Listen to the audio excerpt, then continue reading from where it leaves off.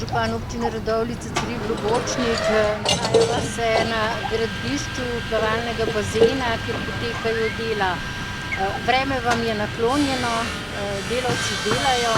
Kaj se trenutno dogaja?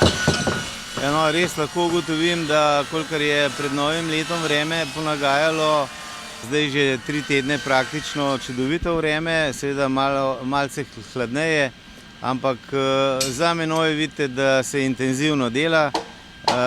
Torej tudi v planu imamo ponovno aktivacijo bazena preko zime, predvideno s 1. marcem letošnjega leta. Vsa ostala dela se bojo vzporedno lahko delala in ne bodo motila dejavnosti, torej rekreativne, plavalne, opismenjevanje in pa tudi plavalni treningi. To bo vse nemoteno potekalo in imamo tudi že usklajeno. Ali je delovna skupina kaj povečana? Ja, seveda, zdaj trenutno dela okrog 25 ljudi.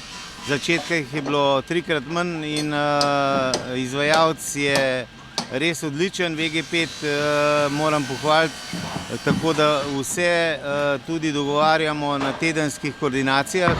Tako ravno danes je bila in sem prav vesel, da z roko v roki napredujemo in se veselim samo, da bo vreme čim dalj zdržalo v takem kontekstu, kot je bilo do zdaj in smo na zelo dobri poti. Torej vse poteka po planu, kot je bilo zastavljeno? Točno tako. Ali menite, da se bo finančni račun kaj povečal?